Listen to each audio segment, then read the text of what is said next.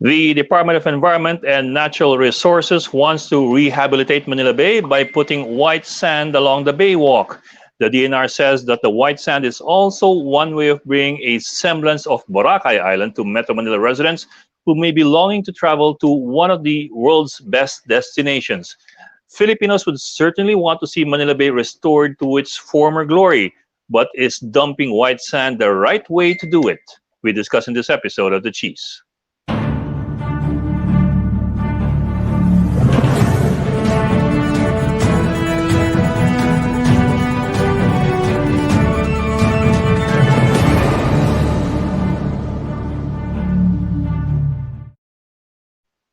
Welcome to this Thursday edition of The Chiefs. And with us tonight are Ana Marie Pamintuan of the Philippine Star and Robbie Alampay of One News. Good evening and happy Thursday. We're over the hump. Yes. Oh, good evening. And not only are we over the hump, hopefully there's some sign of, I don't know, dare we say it, flattening. At least yung figures today, 2,000, less than 2,000.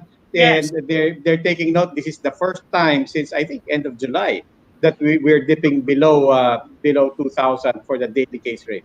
So tama si Okta, no? Na magfa-flatten na. Tama sila. And apart from that, yung isang binabantayan but you'd like to see consistency. You'd like to see a pattern. Yes. It's not necessarily a trend. It's not yet a trend. But in the previous days, di ba? Parang if you take the previous days, it went down to, I think, 4,000, 3,000, and so also 2,000. Fingers crossed, but at least it's something to keep watch of. Pati si Secretary Delphine Lorenzana, hindi ba sabi niya, magpa-flatten daw yung curve. They're expecting within the month. And apart from that, yung isa namin binabantayang good news, although baka we don't want to raise false hopes, pero any good news is welcome. It's good news. Yung sa US. hindi. Yung sa US, may order yung Centers for Disease Control na nag-alert na sa mga states to be ready for a vaccine distribution by November 1. Although that's too close to the election. November 1? November 1. Vaccine, US vaccine. Which one is this? Which vaccine is this? Meron dalawang binabanggit eh. Pero yun ang historic naman. Although yun ang sinasabi ng mga analysts sa US, para daw minamadali in time for the elections. Kaya November 4 elections.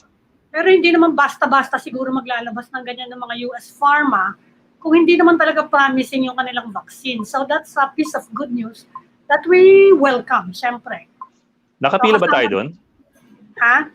Nakapila ba tayo doon? Hindi ba sinabi ni Ambassador Bay Romualdez na we are working with the US government para bigyan din tayo ng, syempre priority nila yung health workers daw muna sa US. Saka yung mga frontliners nila.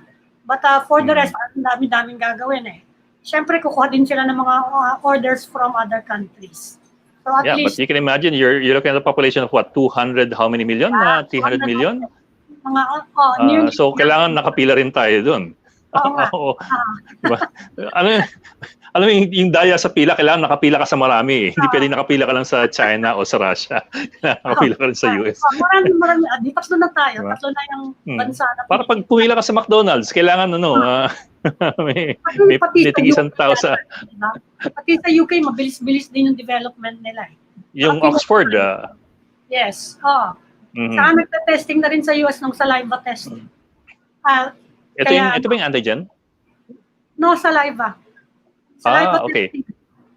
Iba pa rin yung antigen, medyo mas mahal yun. Mas mahal yun, wala yung dihamak na mahal yun sa saliva. But it's cheaper than the PCR. What's your big story tonight for tomorrow? Well, kasama na yung kay Pemberton, of course. At saka yung... Fast, no? At saka yung emergency powers, parang medyo Malacanang is warming to the idea at mukhang magbabanggaan sila ng particularly ng Senate dyan. Yes. Pero hindi pa klaro kung anong emergency powers ang gustong ibigay ng Kongreso. Exactly. Parang basta emergency. Yun. Paalala si Batman. Pero in fairness, sinabi natin Senate, but yesterday kausap natin si Congresswoman Stella Kimbo. And even she said, parang naintindihan ko naman kung kailangan pa ng ng tulong ng Malacanang at ng gobyerno, pero emergency powers parang hindi naman yata kailangan. Siyempre, I mean, there's more than enough powers in the executive to have a revamp. They just changed leaders in PhilHealth. Hindi naman kailangan ng emergency power doon. So, yeah, we'll see. Pero mukhang magbabanggaan sila. I mean, now Malacanang is saying, and the new PhilHealth chief is saying that they are welcoming this proposal. Yeah. And of course, apart from that, balita din nga itong naghahanap ka ng good news at the start of the, at near the end of the week. Ito nga okay, I feel a segue coming. Sige. Gagawin daw, it's siguro, depende sa viewpoint mo. Gagawin daw, magkakaroon tayo ng white beach. Okay. Mamaya, pag-uusapan natin yan. Bringing Boracay to Manila. And siguro sila natin i-welcome yung ating guest. Hindi pa yun. Yung pa una nating guest. Hindi. Yung PSA yung una nating guest. Yung segue mo, masyadong sumegway. Tumalun na. Advance. Yung introduction mo. Yeah, I know. What can I do? Okay, sige, let's bring in our first guest tonight. But also, well, I thought you were doing a segue kasi you were talking about good news. And the PSA had sort of good news as far as the unemployment figures were concerned. So, akala ko doon kasi segue. It's a response to the pandemic, no? Anyway, sige. Let's move on. Sige. Sige. Let's bring in our first guest for tonight, Philippine Statistics Authority, Assistant National Statistician and OIC Florante Varona. Joining us online. Sir, maraming salamat po for joining us tonight. Good evening Good evening po. Good evening din sa inyo. Well, again po, thank you very much for joining us tonight. Interesting numbers that you presented kanina. Desan mga 10% yung unemployment, down from 17% plus noong April of this year. So, looks like things are improving. My question po is this, kasi the SWS had a national survey also released in July that had starkly different figures. Their figures were at 45% joblessness ang nga lang ginamit nila, joblessness. Of course, we do understand na you're looking at different definitions, joblessness versus unemployment.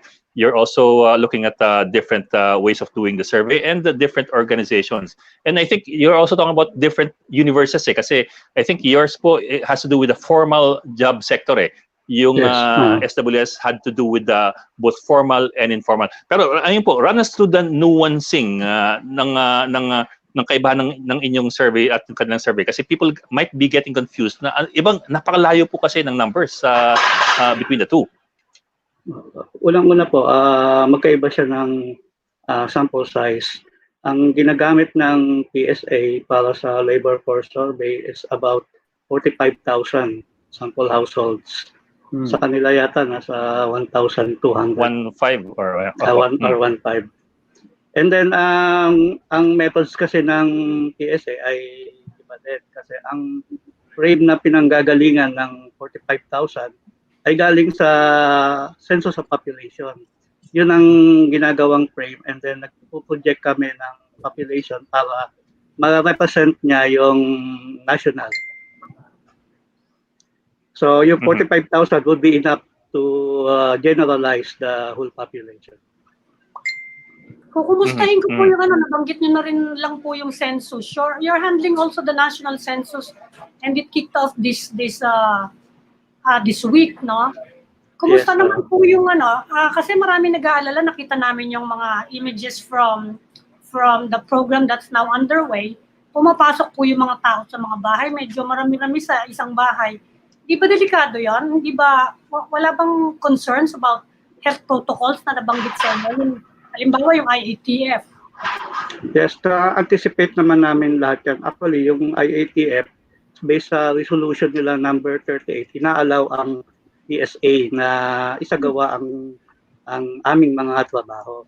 Ito ngang 2020 Census of Population and Housing ay nag-start nitong Tuesday, September 1. Kaya may mga umiikot na census enumerators na nagbabahay-bahay sa lahat ng barangay sa ating bansa. Ngayon, tungkol naman sa safety, ang ating enumerator ay nakasuot ng face mask, may face shield, may dalang alcohol, at susunod sa ginagawang social distancing pag nag-i-interview.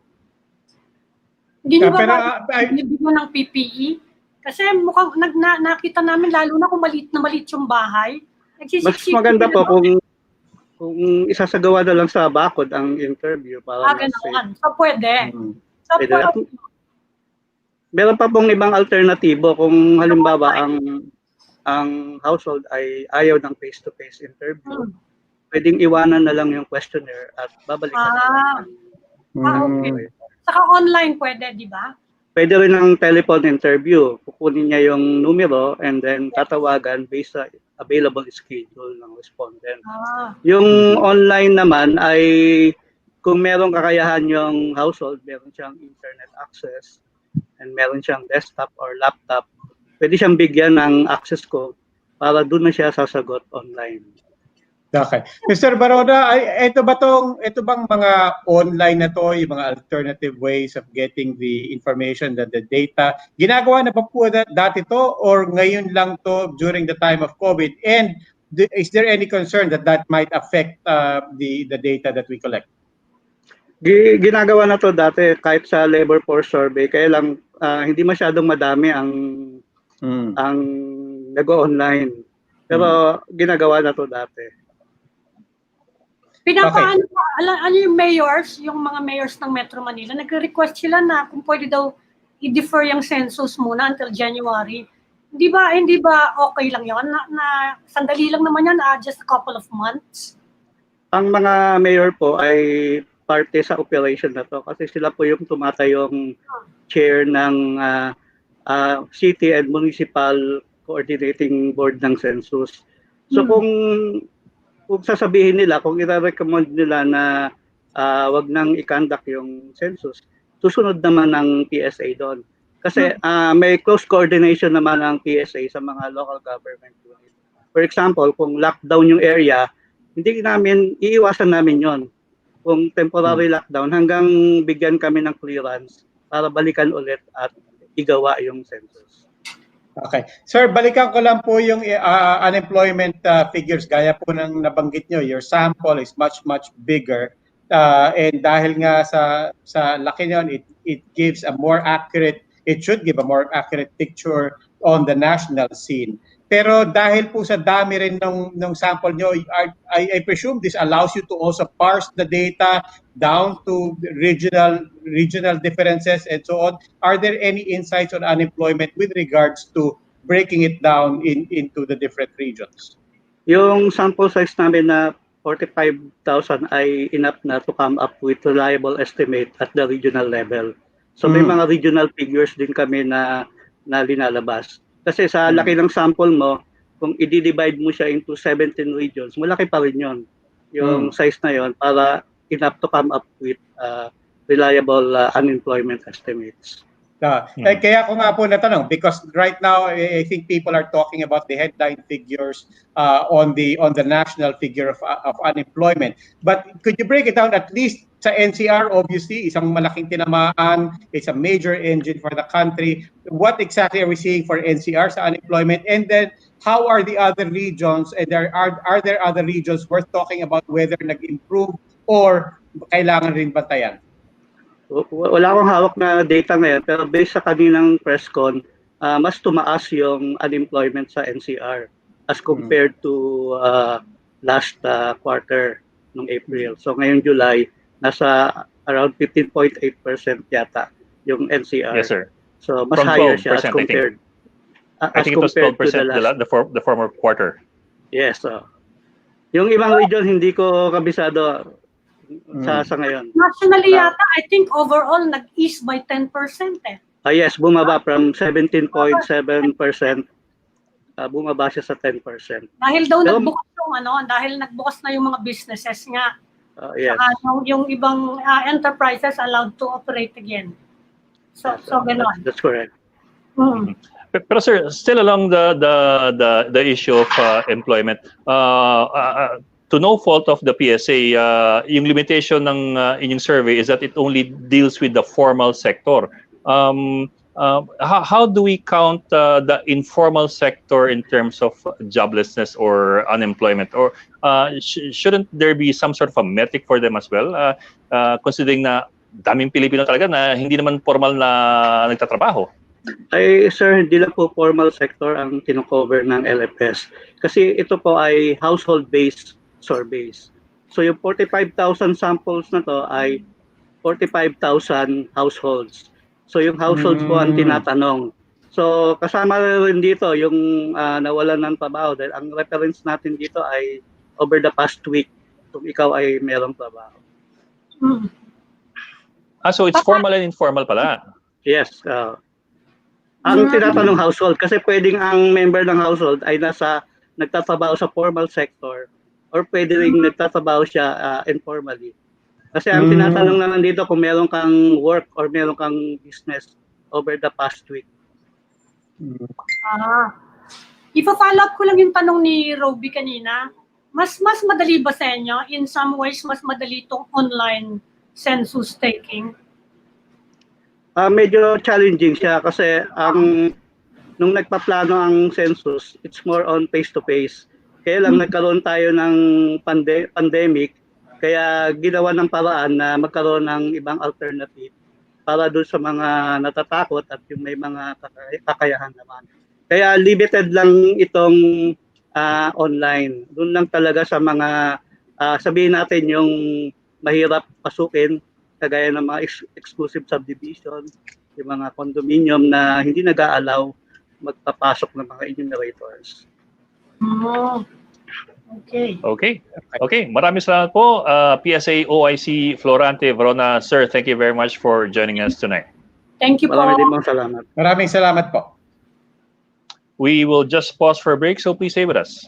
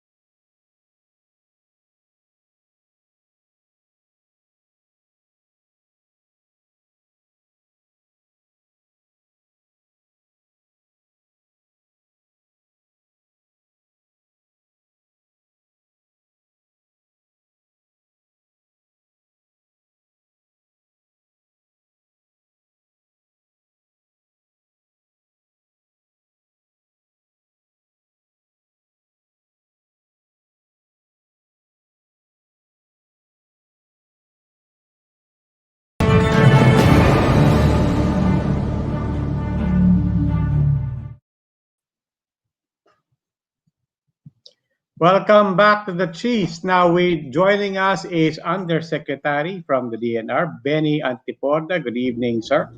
Yes, good evening, Sir Robbie. Good evening, Ma'am Ami, and good evening, Kuya Ed.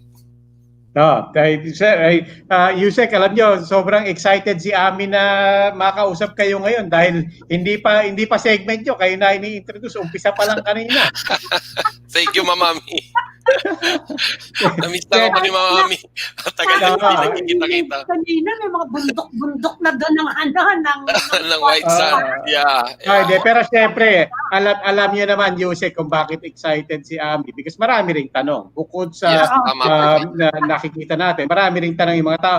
Let's start with, of course, what's already going around social media, what's going around in news sites.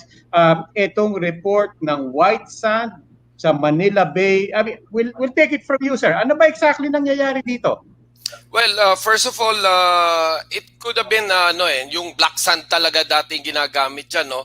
But pareho rin naman yung presyong gagastusin dun sa white sand at sa black sand, no? So they decided that 1 meter of the 1 hectare area na yon, lagyan na lang ng 1 meter thick na white sand para maganda siya tingnan, no? And of course, mailapit man lang natin sa puso ng ating mga kababayan yung hindi nila nakikita talagang Manila, yung Boracay, yung sa El Nido, diyan po sa Palawan, diyan po sa Bohol, mailapit man natin dito sa Manila, no? But these are not sand, no? This is these are boulders, no? Nakalimutan ko lang tawag. Dolomite boulders, I'm sorry.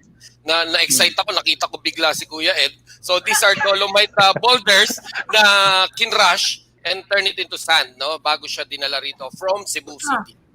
Okay, but Usec, first of all, let's situate this for everybody. You mentioned 1 hectare sa Manila Bay.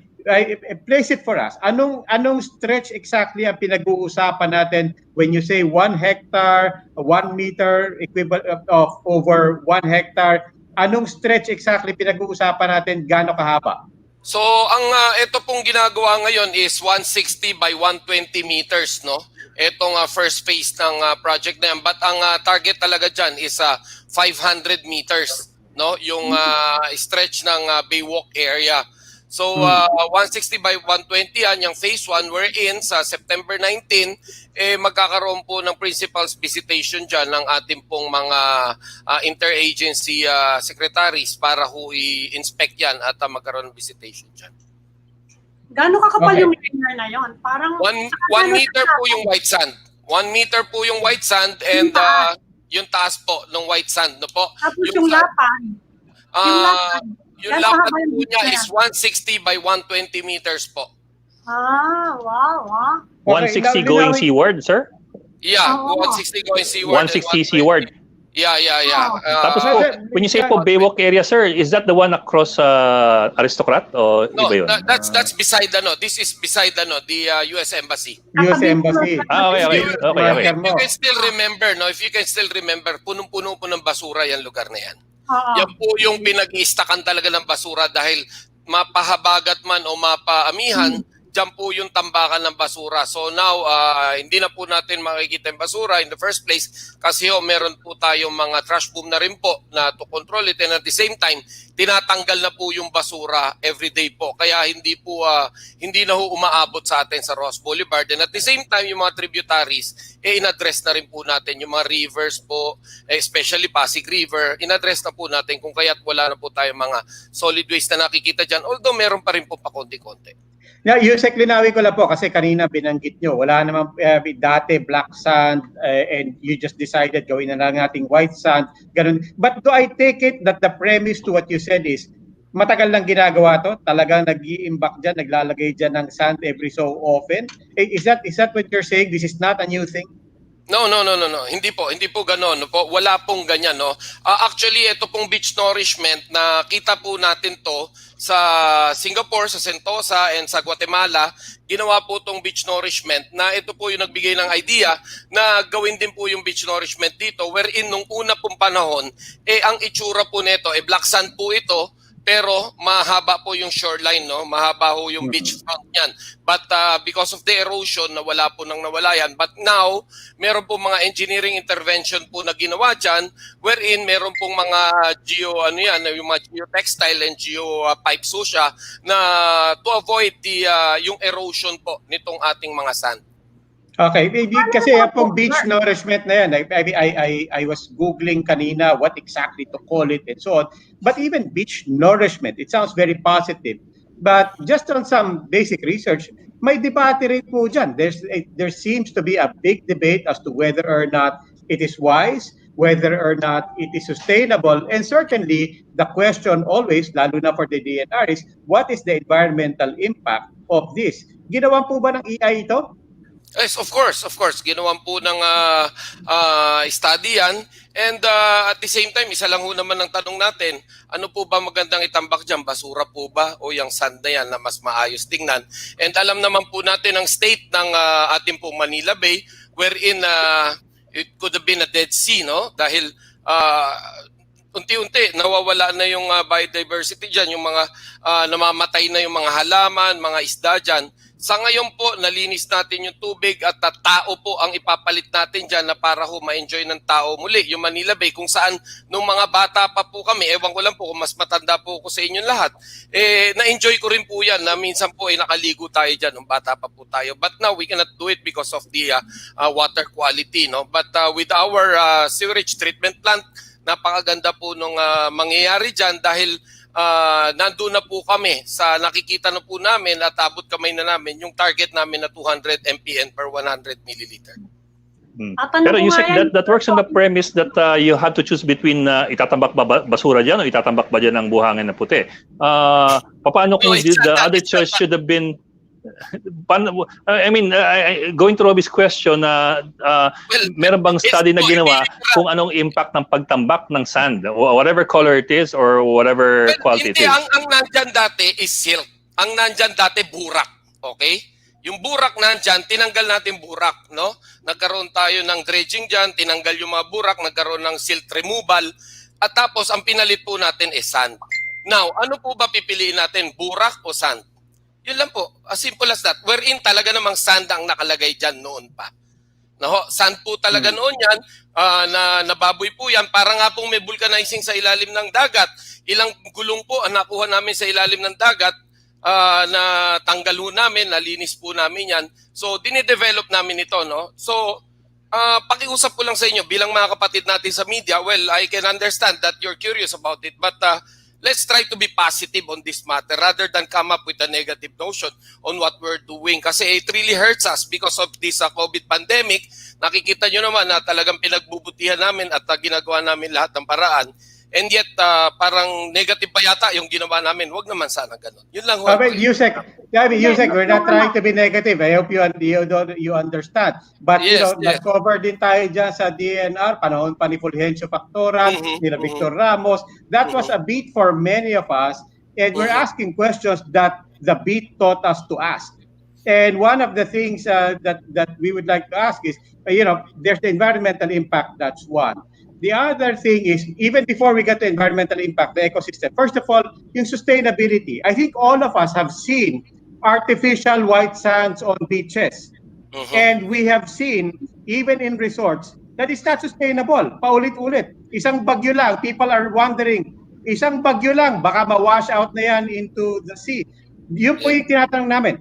Were there studies on the sustainability? You mentioned the engineering intervention. How sustainable is it, or is this something that ulit-ulitin? And then, second to that is, are you saying wala na pong buhay dyan sa Manila Bay, na sa fisheries, mga crabs, whatever, wala pong tatamaan na ganon? Wala po, no? Dahil in the first place, gaya ho ng sinasabi ko, dati po itong burak, no po? Silt po yan dati, no? Kulay itim po yan, na ngayon nakita natin, first of all, yung amoy na lang wala na yung dating amoy niya na masangsang. So, nag-improve, no? Naging maganda. And yet, kaysa maipon yung burak at basura dyan, no, we'd rather come up with something na yun talagang as much as possible gusto namin maibalik yung original, yung buhangin talaga. So, yun ang target dyan ni Secretary Roy Simatu, kung kaya't yan po ang ginawang proyekto dyan. Usec, tatanong ko lang yung sustainability kasi a lot of tributaries feed into Manila Bay, ano? Yes, tama. At sinasabi nyo na nalinis nyo na. Pero kaya bang masustain yan? Yung mga tributaries na yan, napakarami diyang mga factories, informal settlements, mga bahay, mga commercial center. Lahat siya nagtatapon dyan kahit anong gawin natin. Talaga nagtatapon ng basura. Dumadaan ako dyan almost every day. Kapag umulan lang, lahat ng basura makikita mo na dun sa along the bay. Along the bay. No? So, paano? You were putting a white sand there. We have to keep it white. No? Kaya ba natin yon? Well, siguro naman po sa kultura naman po ng tao, if we see something white, we don't want it to go, to turn it into black. So, isa rin po 'yan sa information campaign natin na ika nga puti siya, pangalagaan natin, no? And telling the people na it's about time for us na tulungan naman ng gobyerno sa ginagawa naming paglilinis na to. Even though araw-araw linisin namin to, kung talagang hindi magbabago ang tao, hindi rin po asenso to at hindi rin po malilinis ng todo to, no?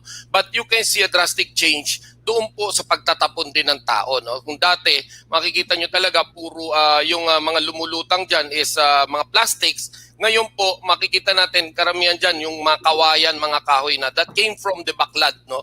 Yung mga fish pen dyan na ginagawa. So we will be getting the attention of all the local governments na nagbibigay ng permit dyan to ask them if they have any intervention on this na mamitigate yung pagkalat ng mga kawayan na yan, just hoping na papapayagan natin na tumuloy yung negosyo ng ating mga kababayan na pangingisda using baklad, no? But if wala silang intervention, we will have to make action na sabihin sa kanila na itigil nyo yan dahil yes, kumikita kayo sa panguhuli nyo ng isda pero hindi nyo napapangalagaan yung kapaligiran natin. Binanggit nyo po Yusek, yung na pwede na mag-swimming sa Manila Bay. Buong Manila Bay ba yun? Or somewhere near the... Well, Baywalk area pa lang po ito, no? Baywalk area po yung sinasabi. Actually, meron na po tayong mga identified na area. Sa Bataan po, meron na pong swimmable area. Sa Cavite rin po, meron na rin pong mga swimmable area. Pero dito po sa Manila Bay, ang target po natin is mag-full operational itong sewerage treatment plant po natin. And if in case full operational na po ito, we're looking at yung ma-reach po natin yung target sa 200 MPN and below.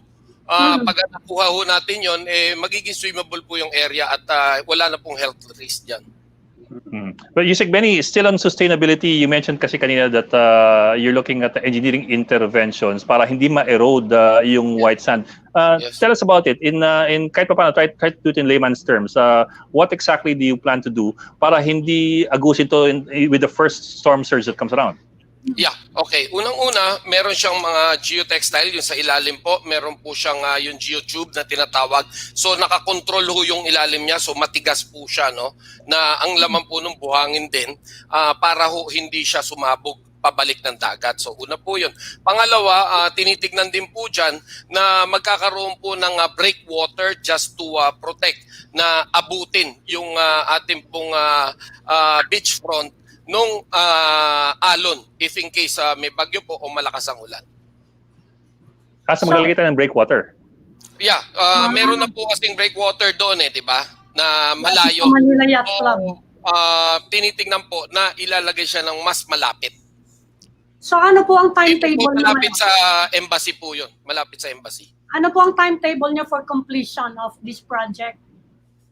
Well, phase 1 pa lang po ito. Medyo matagal pa po yan. I'm really sorry, hindi ko alam yung buong detalye about the completion of this project. But this is only the phase 1, no? So, I'll get back to you. Kasi this is under the DPWH, no po? Yung kahit na po kami yung lead na agency rito, still DPWH po nag-i-implement. So, as soon as possible, I'll get back to you. Bigay ko sa inyo details. Yusek, I'm just curious about yung environmental impact assessment. No?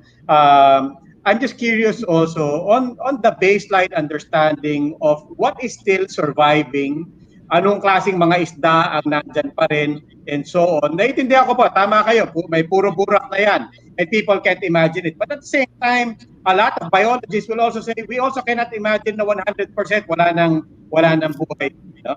And that's part of what they want to understand. So when we say na nag-EIA to, may ECC ba to? Di ba? The DENR give its own project ECC. And secondly, what will be the impact to the ecosystem in the bay? Because part of the criticism that we're reading is people are saying, pati yung buhangin daw, pagka hindi nag-match sa natural na buhangin, that can disrupt whatever ecosystem still exists in the area.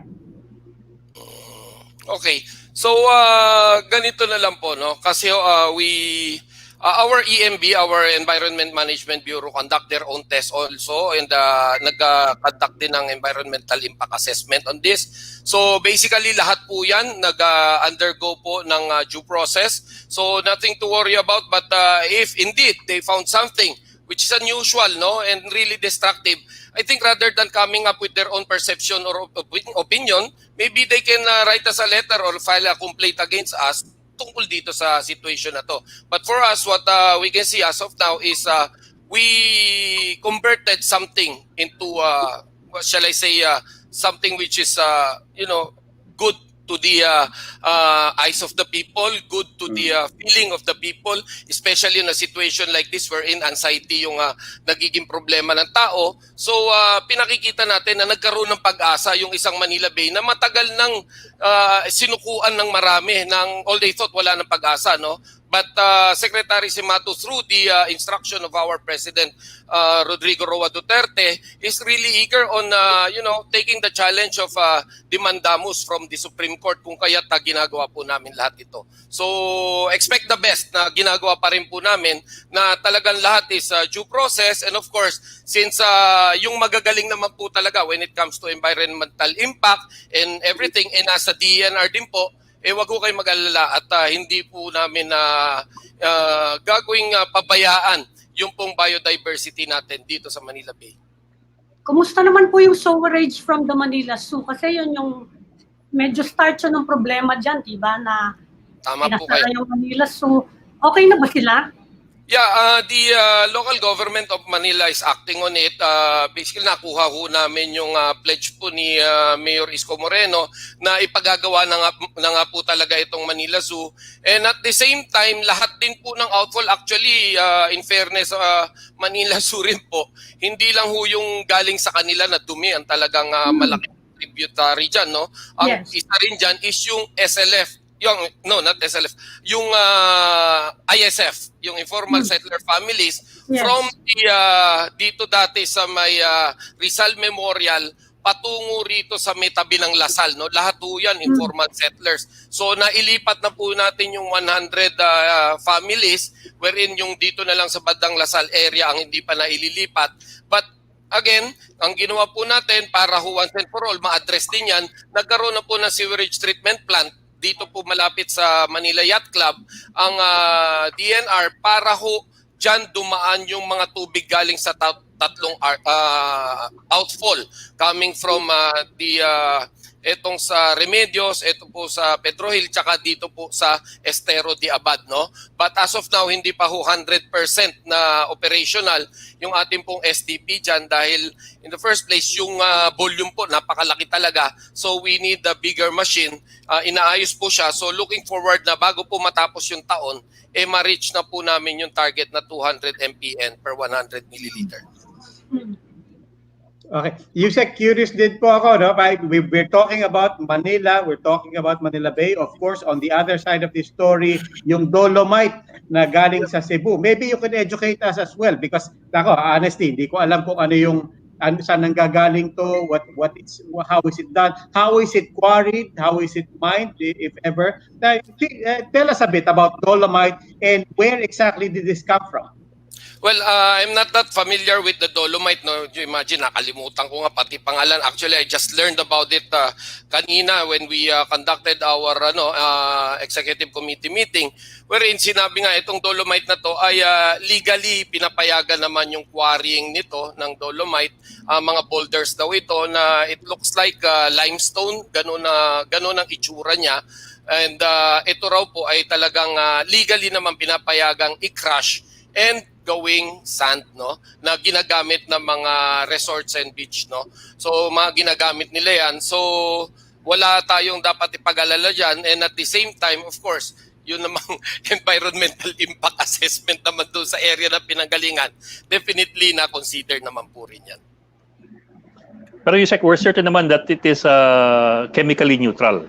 I mean, yes. Kasi, of course we don't know, we're not experts there. Pero yes, I suppose that's important na it does not turn the water to acidic or to alkaline or something along those lines. Yes, this is not the first time that dolomite was being used sa mga ganyan, no, sa mga beachfronts. This is not the first time. Meron din pong mga beach and resorts na gumagamit po ng dolomite. Okay. Okay. Okay. Usec will just need to take a gap. Please stay with us. The chiefs will be right back. Okay, thank you very much.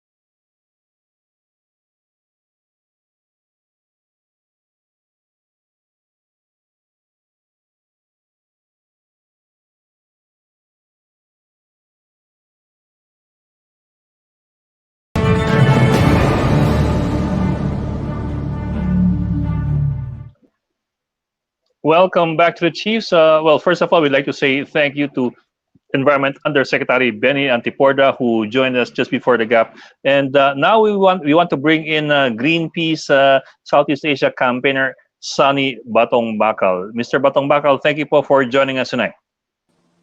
Magandang gabi. Pasensya na nasa sasakyan ako nasa labas. Thank you very much Okay lang for po. inviting us. Okay lang po, basta po nandiyan kayo, okay lang 'yon.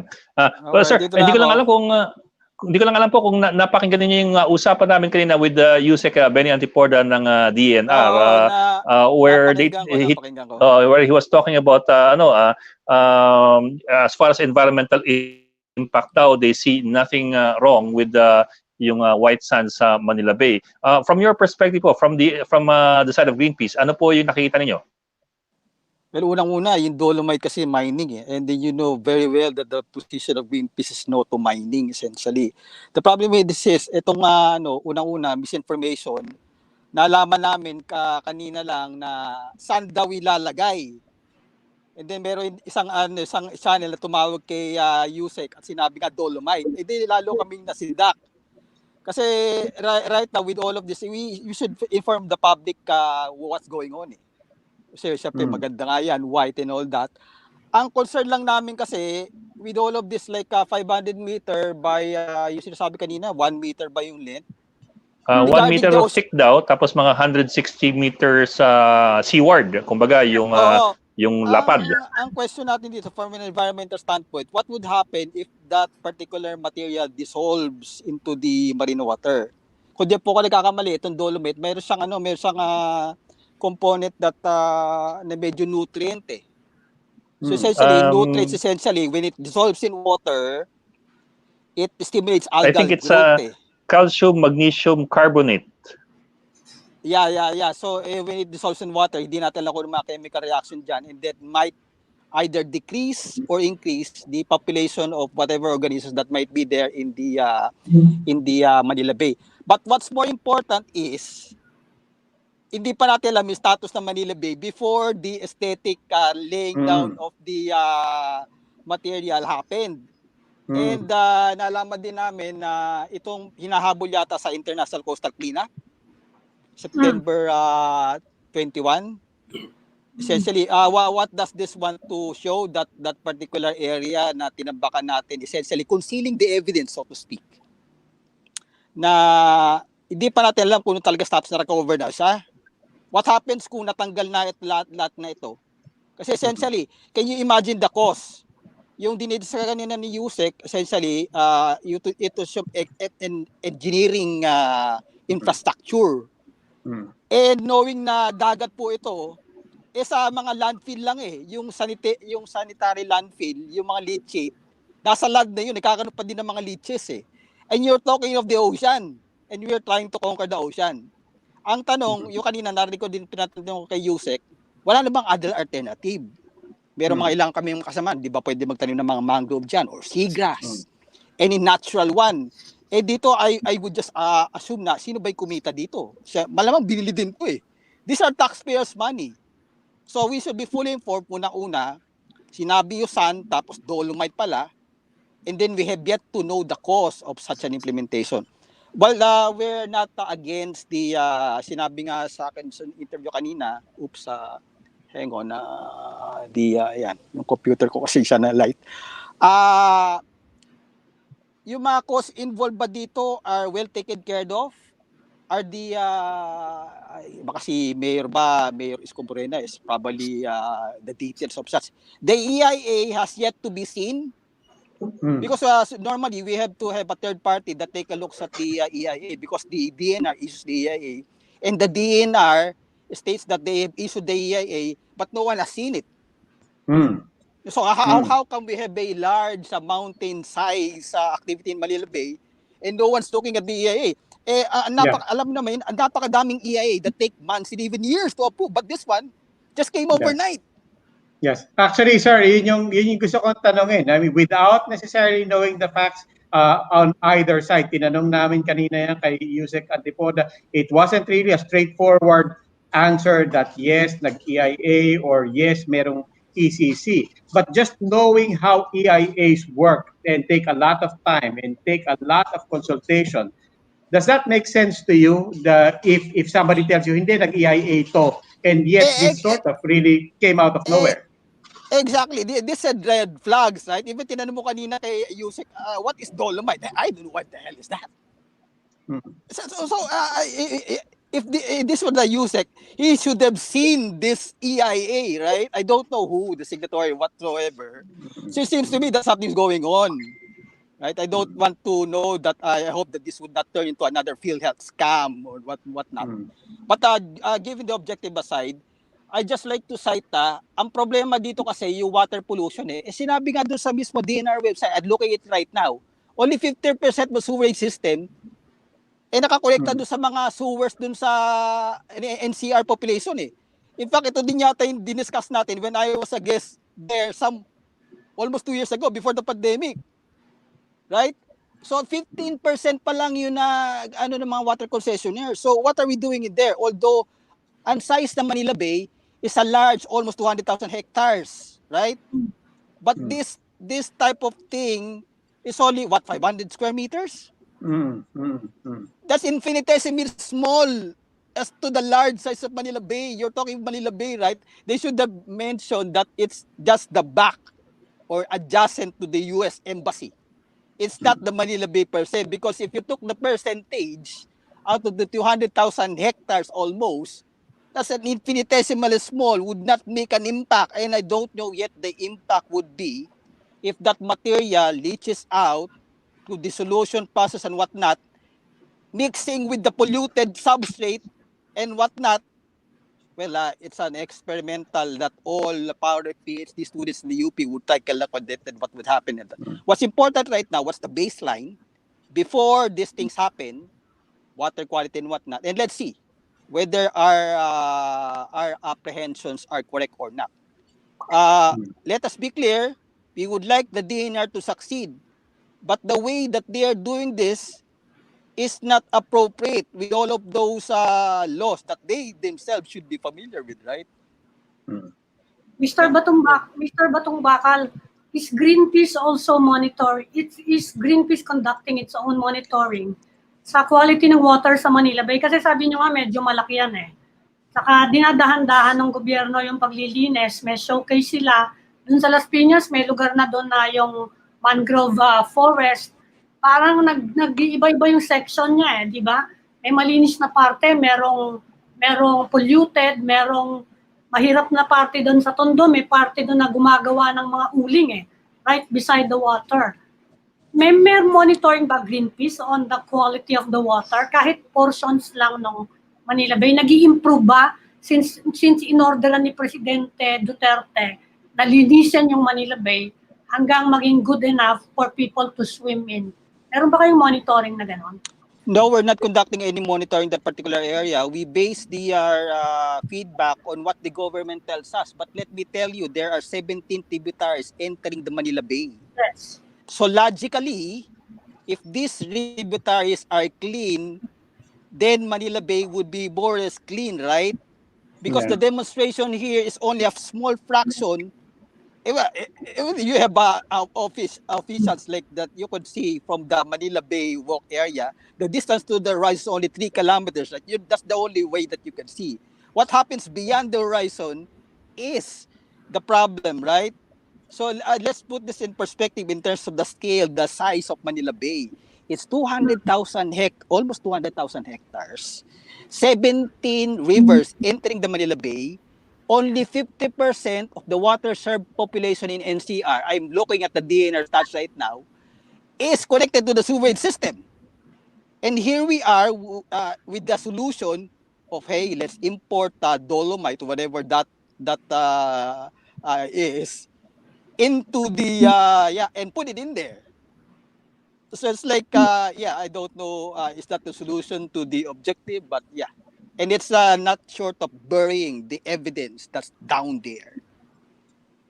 Parang, tell me if I'm getting this right. What you're saying is that given the size of Manila Bay, it's parang wrong priorities. Yeah, well, from the standpoint of like communications perspective, right?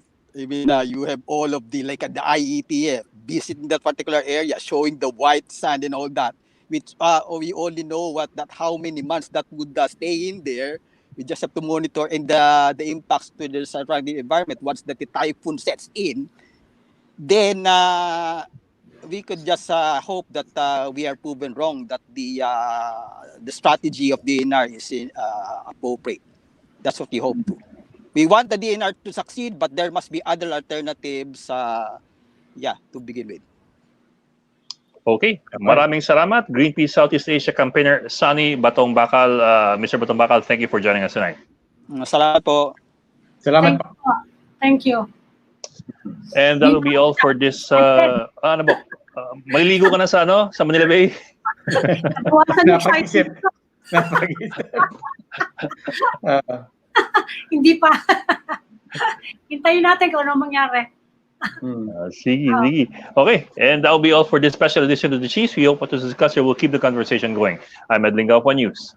I'm Ami Paminton of the Philippine Star. I'm Robbie Alampay, and we are One News.